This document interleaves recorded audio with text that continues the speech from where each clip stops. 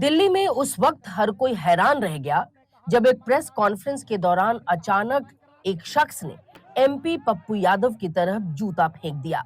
देखते ही देखते वहां हंगामा मच गया। सपोर्टर्स भड़क उठे और फिर जो हुआ उसने सबको चौंका दिया। आखिर ये पूरा मामला क्या है, आइए जानते हैं। बिहार के पूर्णिया से इंडिपेंडेंट एमपी पप्पू यादव अपने दिल्ली वाले घर पर प्रेस कॉन्फ्रेंस कर रहे थे। वो मीडिया के सवालों के जवाब दे रहे थे। तभी अचानक वहां मौजूद एक शख्स ने उनकी तरफ जूता फेंक दिया। जूता फेंकते ही मौके पर हंगामा शुरू हो गया। पप्पू यादव के हामियों ने फौरन उस शख्स को पकड़ लिया और उसके साथ हाथापाई होने लगी।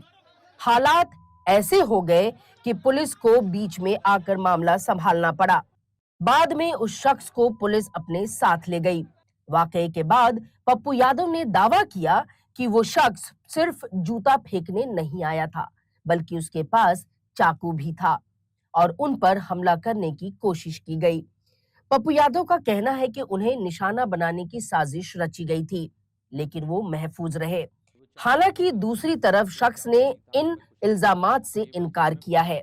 उसका कहना है कि उसके पास कोई हथियार नहीं था, उसने सिर्फ जूता चप्पल फेंके थे। चाकू होने की बात सही नहीं है। उधर दिल्ली पुलिस के मुताबिक अहम मुलजिम सुमित गाजियाबाद में स्क्रैप का कारोबार करता है। वो अपने एक साथी हैप्पी के साथ दिल्ली अपनी कार ठीक करवाने आया था। बताया जा रहा है कि जब यह घटना हुई तो उसका साथी बाहर गाड़ी में मौजूद था। फिलहाल पुलिस दोनों से पूछताछ कर रही है और पूरे मामले की तहकीकात जारी है। रिपोर्टर्स के मुताबिक इस पूरे मामले की शुरुआत 31 जुलाई को हुए एक स्टेज शो के बाद हुई। इस कार्यक्रम में पप्पू यादव ने भगवा कपड़े पहनकर एक पुजारी का किरदार निभाया था। इसी को लेकर लोकसभा में अपोजिशन लीडर राहुल गांधी और समाजवादी पार्टी के एमपी अवधेश प्रसाद के खिलाफ मजहबी जज्बात को ठेस पहुंचाने के इल्जाम में मुकदमा भी दर्ज किया गया है।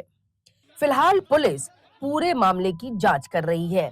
अब सबकी नजर इस बात पर है कि पूछताछ और जांच के बाद इस मामले में आगे क्या कार्रवाई होती है। और अब सबकी नजर इस बात पर भी है कि जांच पूरी होने के बाद पुलिस क्या खुलासा करती है और क्या ये मामला सिर्फ जूता फेंकने तक सीमित रहेगा या इसमें कोई नया मोड़ भी सामने आएगा।